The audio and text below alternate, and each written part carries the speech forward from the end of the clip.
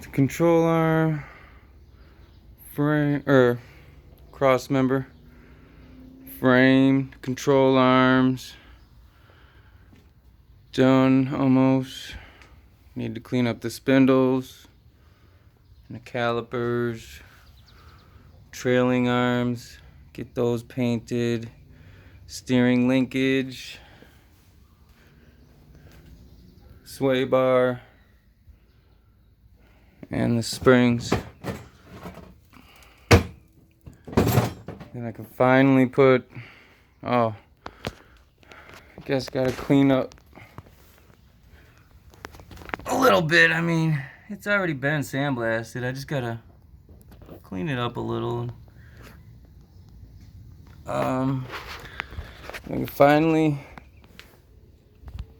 put the body back on the frame after the suspension is all in and all that.